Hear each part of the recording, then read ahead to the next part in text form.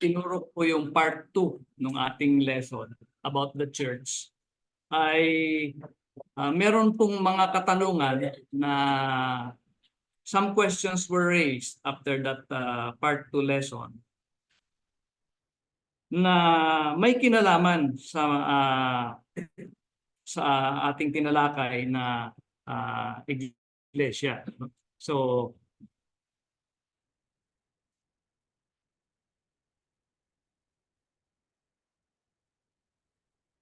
ang title po ng aking lesson na ibabahagi sa umagang ito ay What are our blessings?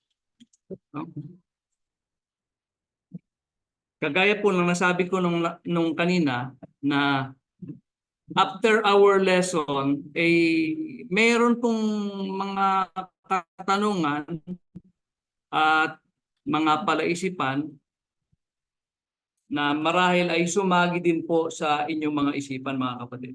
No? Kasi sinasabi po natin na we claim and we believe that we are the true church. But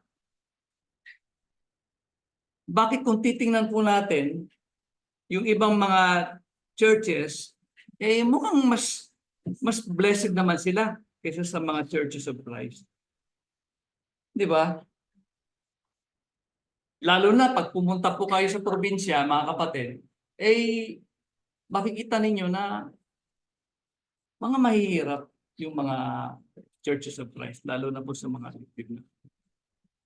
At bakit po ang lalaki ng mga churches na ito? And they are increasing in number.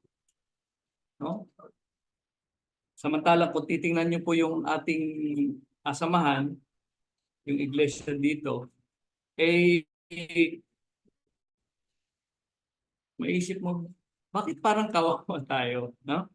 Bakit parang mas pinagpapala yung ibang mga churches kaysa sa atin? No? Wala silang problema sa kanilang meeting place. Tayo nga, mabuti na may nahanap tayo kasi kung hindi man tayo pinaalis doon sa Menlo, mapipilitan talaga tayong umalis dahil masisira na yung meeting place na yon, mga kapatid. No? Samantalang ibang mga churches ang lalaki ng kanilang mga meeting place. Ba't ang dami nilang pera? Bakit sila dumadami? No?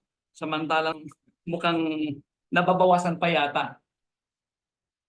Kaya naisip ko po na buuin itong lesson na ito upang kahit paano magkaroon tayo ng kaunting pagkaunawa sa salitang pagpapala or blessing. No? Yun po yung aking tatalakayin sa umagang ito. And I hope mabigyan ko ng hustisya, mga kapatid, ang lesson na ito. At kung hindi ko po mas maipaliwanag ng mabuti ay mag-part 2 po tayo. No?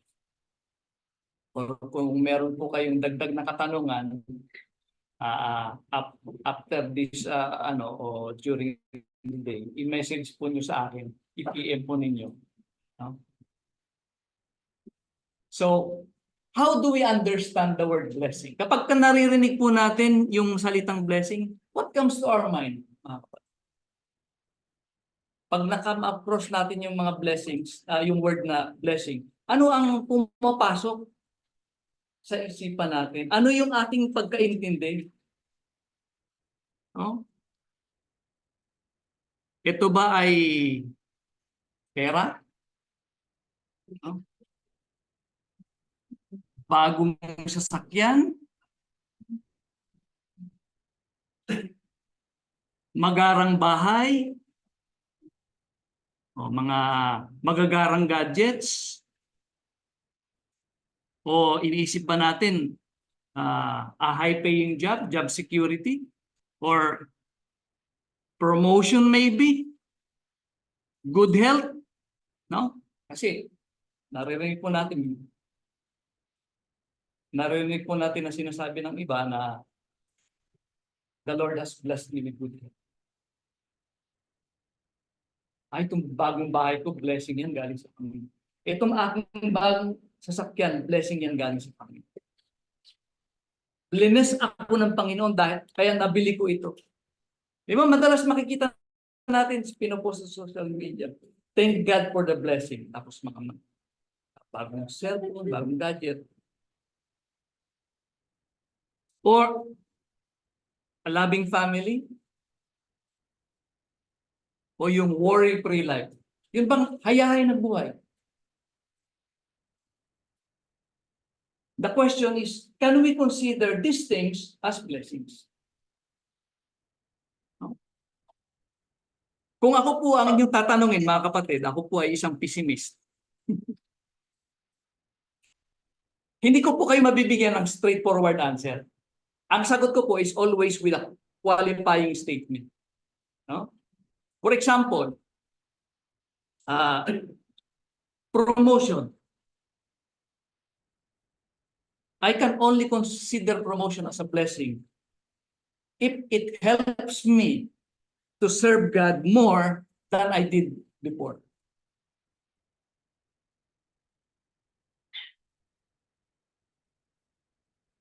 May share ko lang po na-promote ako, but hindi ko naman ito hiningi sa Panginoon. Does it mean na blessed ako ng Panginoon ng promotion? I don't know. It may be. But I hope as we go along, magkaroon tayo ng idea na kung ang pinag-uusapan natin ay blessing, ano nga ba ito? No? Kasi kung yung promotion na yan, hinila ka, palayo sa Panginoon. No? Na-promote ka nga, pero even during Sunday, nagtrabaho, you are required to work. Then that promotion is not a blessing. It is a curse. No? Sumpa yan. Bakit? Inilayo ka niya sa Panginoon. So, what can be viewed as a blessing in the eyes of the world may not be a blessing in the eyes of God. Kaya, let us be careful. No? Kapag kasi nasabi natin na, ito blessing, ito galing sa Panginoon. Teka, tingnan natin. No? Tingnan natin yung konteksto. Kasi maging sa Biblia, if we study the word blessing, and we have to study the context. Tingnan po natin yung metonymy. Metonymy tuloy. Nabanggit kasi ni Naam kanina medyo na may rhyme. Etymology, no? Tingnan natin yung etymology ng salitang blessing, no? Kapag kasi sinabing etymology, this is the study of the origin of words and the way in which their meaning have changed throughout history. Para mas maintindihan po natin yung salitang yan, blessing. Ang root word po niyan, mga kapatid, ng blessing is bless. No? At yan po ay translate from the Hebrew word. We all know that the Old Testament was written in Hebrew. Hebrew language. Na-translate lamang po yan sa Greek, yung tinatawag na Septuagint translation. But the original Hebrew Bible is in the original Old Testament is in Hebrew. Is the word bara. Na kung ita-translate sa Greek ay eulogeo. And in English, it means to bless, to speak good of, or to praise. Sa Tagalog po, pagpalain or basbasan. So yan yung root word. Yung word na blessing is the Hebrew word na beraka or the Greek na eulogia. Na ibig sabihin is pagpapala sa Tagalog at sa ibang translation po, basbas. So tingnan po natin mga kapatid. And take note, in the Old Testament, barak means to bless when it is used of God. And it means praise when it is used of men. Makikita po natin yan sa mga example po natin. So, as with any words in the Bible or group of words, it is the context that determines the meaning. Konteksto. Kaya nga po hindi mo pwedeng kukunin ang isang verse at i-apply lamang, sabi mo ito na yan. Hindi po. That is taking a verse out of context. The same is true with words. May mga konteksto po yan. For example, in Genesis chapter 1, verse 22, sabi diyan, God blessed the sea creatures and the birds of the air. Ang sabi ng Diyos diyan, magparami kayo. No? In verse 28, Genesis chapter 1, God bless Adam and Eve. Ang command sa kanila is be fruitful and multiply and subdue the earth. Have dominion over the earth. Genesis chapter 2, verse 3 and chapter 5, verse 2. Ang sabi diyan, God blessed the seventh day and sanctified it. So, yung seventh day ay binigyan ng Diyos ng special significance. Hiniwala niya yan. He blessed it and sanctified it. Chapter 9, verse 2, sabi diyan, God blessed Noah and his sons. Ito po yung sinasabi kanina, that when used of God, the word barak, etong mga blessed na yan, barak yan, it means bless. But when used of man, it means praise. So ibig sabihin, Noah barak the Lord, or Noah praised the Lord. Na-reverse. And also in Genesis chapter 12, ito po yung tinatalakay natin doon sa buhay ni Abraham. Sabi ng Panginoon sa kanya, I will bless you. I will bless those who bless you. And in Genesis chapter 17, verse 16, ito po yung in-announce yung pagkakaroon nila ng anak ni Sarah. Sabi, I will bless her and I will give you a son through her. And makikita natin dito na kapag ka ang teksto ay sinasabing God blesses or will bless an individual, ang ibig pong sabihin niyan is ang Diyos ay gumagawa para sa ikabubuti ng individual na yan. No? Kagaya nito, sabi ng Diyos kay Abraham at kay Sarah, I will bless you. Ang Diyos gumagawa ng paraan para siya ay magkaroon ng anak.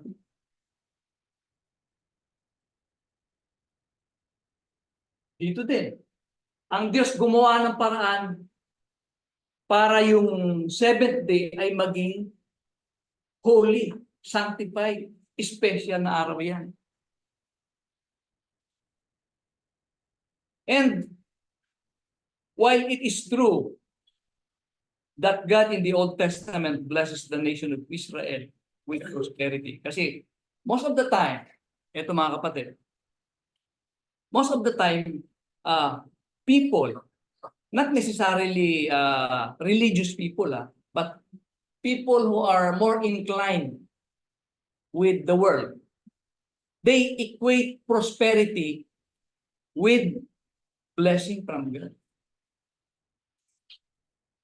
Meron ngang mga relihiyon na kung tawagin ay prosperity gospel, they equate prosperity as a blessing from God. Nasabi nila, kapag ka tunay na naglingkod ka sa Diyos, pagpapalain ka niya, payayamanin ka niya. Yun po yung mga prosperity gospel. Kapag ka nagbigay ka ng malaki, siksik, liglig ang ibabalik sa iyo ng Panginoon. Ay yung mga tao naman, very generous in their giving sa offering po nila. Now, in the Old Testament, it is true that God blessed the nation of Israel with prosperity. But, ito po, it is conditioned in their obedience to Him. Kung titinan po natin mga kapatid, like in Deuteronomy chapter 7, verse 11 to 14, sabi ng Panginoon, ito po ang kondisyon. If you follow my commands and laws, if you pay attention to these laws and careful to follow them, sabi ng Panginoon, pagpapalain ko kayo. I will bless you. I will bless the fruit of your womb, the crops of your land. Magiging prospero sila. Hindi lamang yung lupa, kundi pati sila maging palaanakin. No? Your men and women will be childless, pati yung kanilang mga hayop magiging productive. So, dito po, makikita natin na, yes, God blesses the nation of Israel with prosperity, but it is conditioned on their obedience to Him. At alam po ninyo, ito pong Hebrew word na barak, kung titingnan po ninyo yan sa Old Testament, it occurred 331 times. Ang dami po niyan mga kapatid. Ang pinakamarami pong occurrence dyan sa Psalms, 75 times. Sa Genesis, 74. No? Hindi ko po na isa-isa yan. Actually, nandun ako sa Genesis, first 5 books. At ito po ang aking napansin.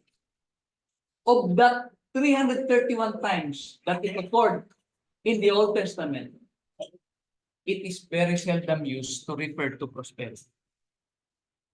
Bihirang-bihira. At kung gamitin man para sa prosperity of the nation of Israel, may kondisyon. Ang kondisyon, yung pagsunod nila sa kautusan ng Diyos. Now, tingnan natin yung biraka naman. No? Ito. Yung blessing. Kasi yun po yung ating topic eh. What are our blessings? Ano yung tinatawag natin na blessing? So ito po yung titanan natin na susunod. Ito pong biraka, it occurred 64 times in the Old Testament. At pansinin po ninyo, mga kapatid, out of the 64 times that it occurred in the Old Testament, 4 na beses lamang na nag-refer ito sa prosperity. Tingnan po natin yung 4 na verses na yon. Una, Deuteronomy 16 verse 15 and 17. Ayan. And if you study the context, yung prosperity na yan na pinapangako ng Panginoon as blessing sa kanila is still conditioned in their obedience to Him. Kapag sila ay naging masunurin sa utos ng Diyos, sila ay pagpapalain ng pagpapala, prosperity. Next, Deuteronomy chapter 28 verse 2. Sabi ni Moses, all these blessings will come on you and accompany you if you obey the Lord your God. You will be blessed in the city. The fruit of your womb will be blessed. Ganon din ulit yung ating binasa kanina. The crops of your land. So prosperity, mga kapatid. The Lord will send a blessing on your barns and everything you put your hand to. So ito yung madalas kong marinig sa um, mga prayers, no? Yung Lord, nangyayari. And the last verse in the Old Testament that talks about that refers blessing as prosperity is in Malachi chapter 3 verse 10. So, ayan po, makikita po ninyo yan. Sabi ng Panginoon, subukin ninyo ako. No? Kung hindi ko bubuksan ang langit para ibuhos lahat ng blessings at wala kayong, you don't have any room to store it.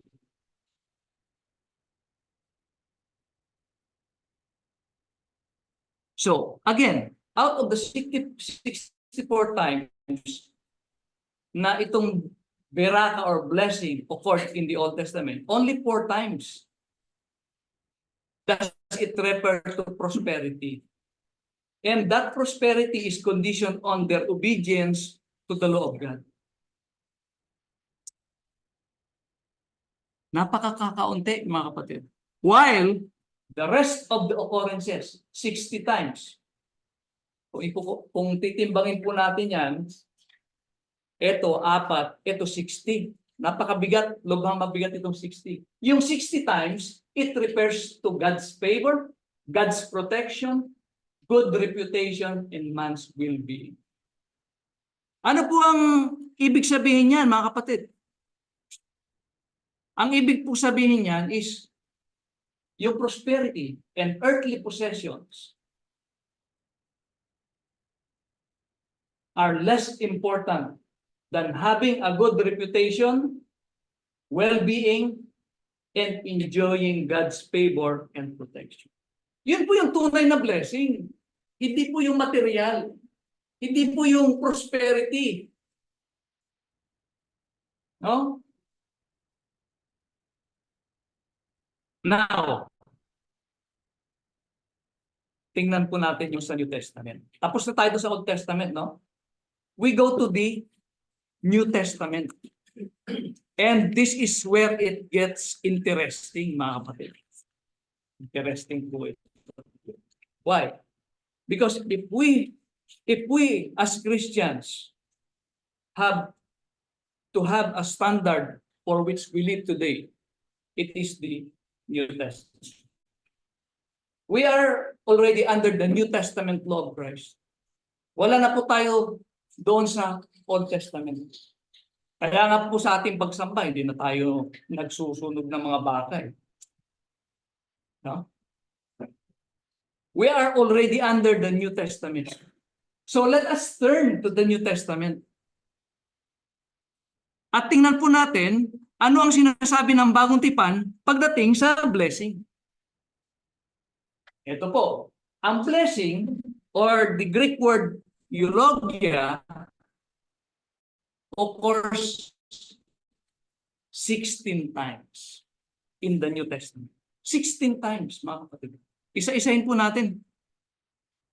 Una, Romans chapter 15 verse 29, nasabi po ni Apostle Paul, when I come to you, I shall come in the fullness of the blessing of the gospel of Christ. Na-notice po ninyo yung blessing na tinutukoy ni Apostle Paul does not concern with physical well-being, but it concerns with what? The gospel, salvation. Pangalawa, Romans chapter 16 verse 18. Ito po, the Greek word eulogia is translated as fair speeches. No? 1 Corinthians chapter 10 verse 16. Ito po yung ating binabasa pagka during the Lord's Supper. Sabi, is it not in communion of the blood of Christ with the Lord's Supper? Okay? 2 Corinthians chapter 9 verse 5. Ito po, binabasa po natin kapag nagko-collect po tayo ng offering. Ang sabi po ni Apostle Paul diyan, the term that the Apostle Paul used is eulogia or blessing and it is translated by the English word generously. The same is true with verse 6. Sabi diyan, whoever sows sparingly will reap sparingly, and whoever sows generously will also reap generously. So makikita po natin yung blessing is connected with giving generously. Ito po, Galatians 3 verse 14. Sabi ni Apostle Paul, He redeemed us in order that the blessing given to Abraham might come to the Gentiles through faith in Christ Jesus. Ayan po, pag-aaralan natin yan sa susunod when we go back to the life of Abraham. At yan po ay may kinalaman sa pagliligtas, salvation. Next, Ephesians chapter 1 verse 3, praise be to the God and Father of our Lord Jesus Christ, was blessed in Christ. So spiritual blessing, mga kapatid. Next po, Hebrews 6 verse 7, ito naman po ay tumutukoy doon sa kung paano ang lupa ay umiinom doon sa biyaya ng ulan.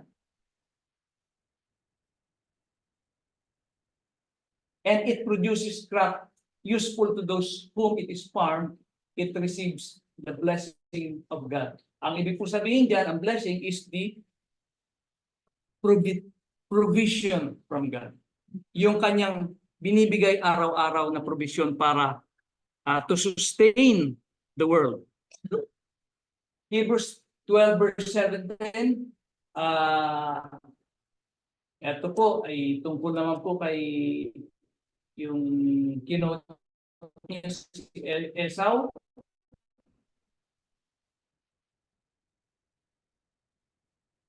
Gustong ma-inherit ni Esau yung blessing.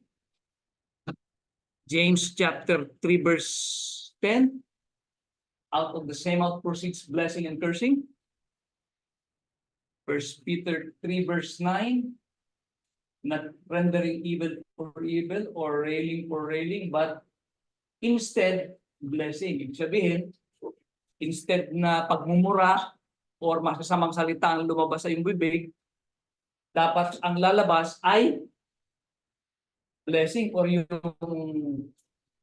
salitang makapagpapatibay ng pananampalataya,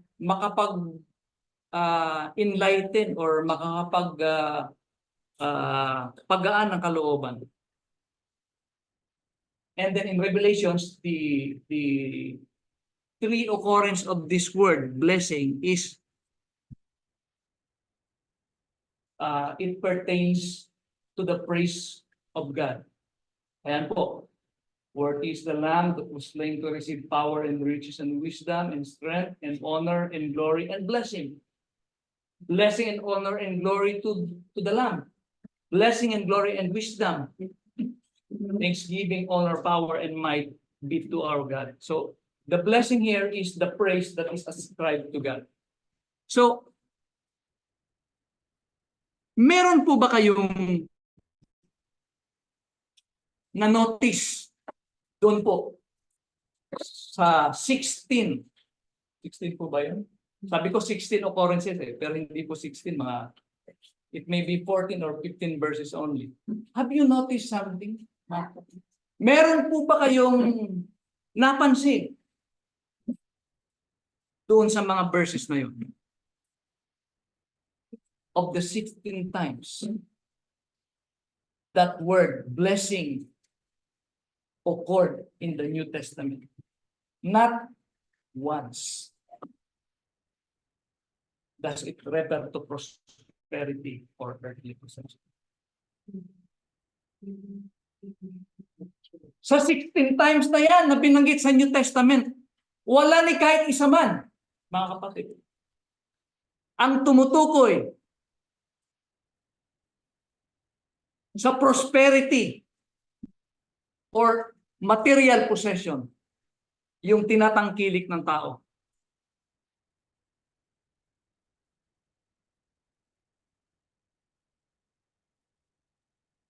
Instead, those 16 occurrences refers to the salvation, benevolence or generosity, praise of God, good deeds, kind speech, and God's provision. So, ibig sabihin po, mga kapatid,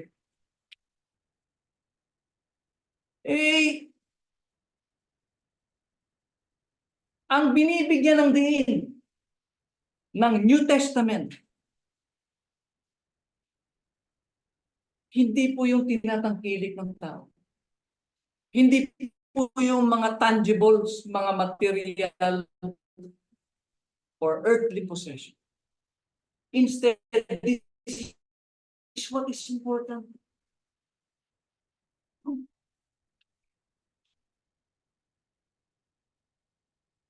This tells me something. Sa akin po it tells me that I cannot consider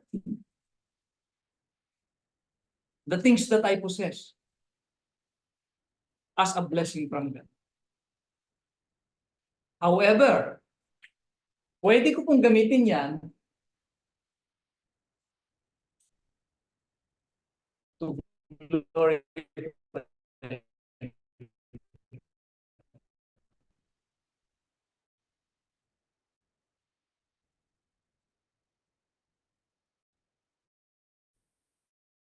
But I cannot consider them as blessing from God. So, na to. Iniksyan ko lamang po Kasi kung isa-isahin po natin yung mga verses na yun, sabi ko nga po kanina, 331 occurrences. Barak yan. How much? In this short study, makikita po natin na we can understand the words by looking at the context. And if we study diligently and carefully the Bible, makikita natin yung konteksto. Na kapag ang Biblia ay nagsasalita o tumutukoy sa blessing, ang emphasis ng Biblia ay doon po sa spiritual na kalagayan ng tao rather than sa kanyang physical na well-being. Hindi ko po sinasabi, mga kaibigan, mga kapatid, na hindi po importante sa Diyos yung ating physical well-being. Importante po.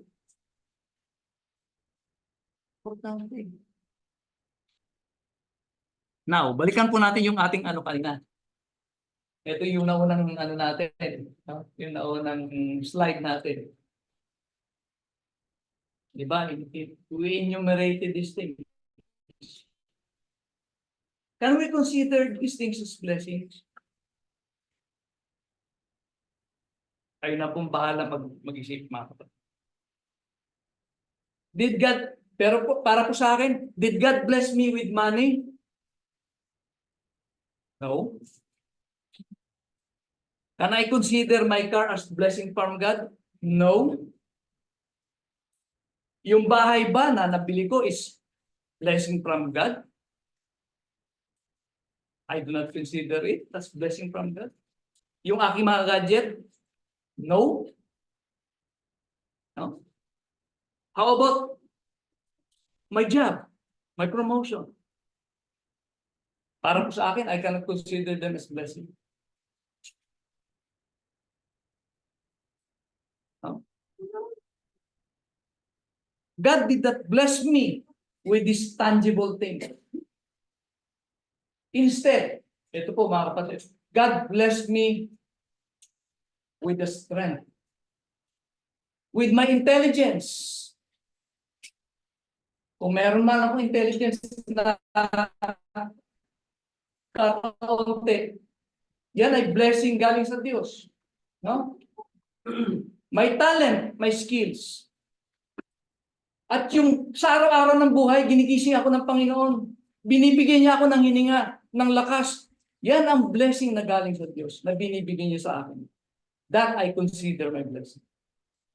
And with that blessing, I use it no? Para makapagtrabaho, to acquire a house for my own, a car that I can use, a money that I can spend with my family, at pangtulong sa mga kapatid na nangangailangan, then that becomes a blessing to them. Pero hindi ko po mai-consider na blessing yung mga bagay na yan, mga material.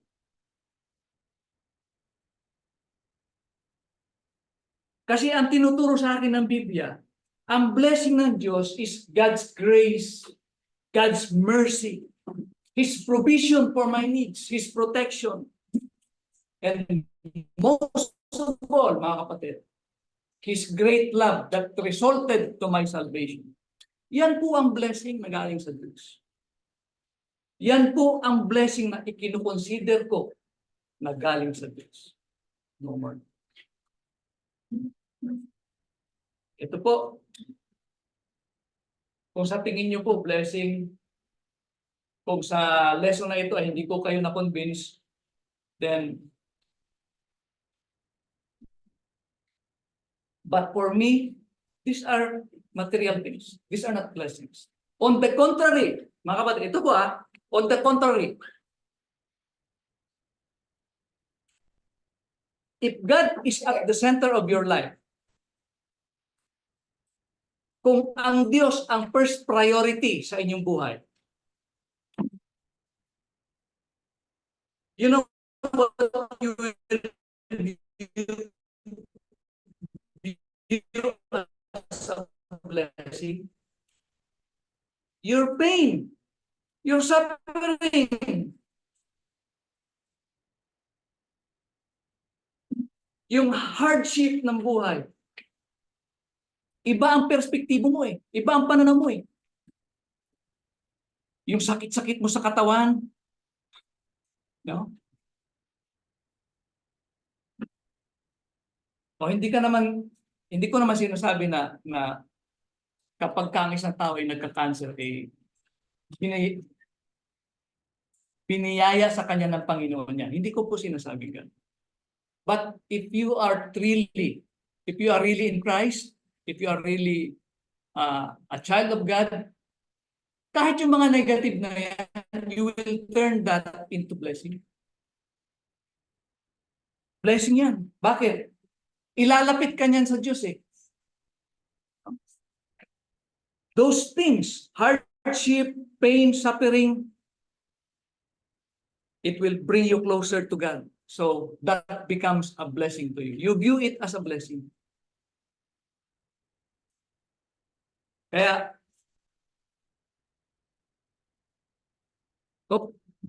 sobra. Kaya, conclusion mga kapatid, wala man tayo niyan, mga earthly possessions. Hindi po we are not, hindi naman po tayo pare-pareho, no? May mga kapatid po tayo na talagang mahirap. No? Meron naman pong medyo nakakaangat ng konti. Komportable yung buhay. We may not have earthly possessions, or we may not have the prosperity, or sometimes we may not have good health, no? Or a loving family, or a worry-free life. But what we have in Christ is more than all of those things. Sabi po sa Ephesians chapter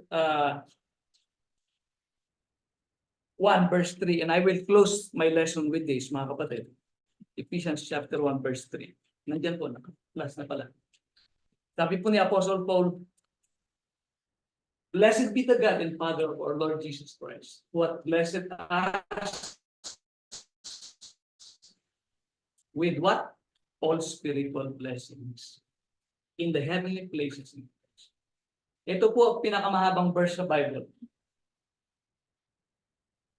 Verse 3 hanggang verse 14. Yan po. Kung babasahin niyo po, naka-enumerate po lahat yung spiritual blessings. You inherit God's, you are part of God's inheritance. But it's your salvation, yung kanyang pagliligtas. Yun po yung mas importante, spiritual blessings. And siguro mamaya, in our last song, kung sino man magpapaawit, i-request ko na ipaawit yung 68. No? Kung inyo pong titingnan yung stanza number 3, sabi po doon, if I'm not mistaken, when you look at others with their lands and gold, think that Christ has promised you His wealth unto. Ibig sabihin, huwag kang maingit doon sa mga tao merong mga lands, golds, possessions. But what you need to look at is the wealth untold that Christ has in store for you. If you are in Christ, you are truly blessed. Salamat po sa inyong pakikinig. Kung meron po kayong katanungan, i-PM niyo po ako. And kung hindi masyadong maliwanag, mas liliwanagin pa po natin sa susunod. So, salamat po sa inyong pakikinig. And we will sing one hymn, and then Brother Norley will lead us with the Lord's Supper.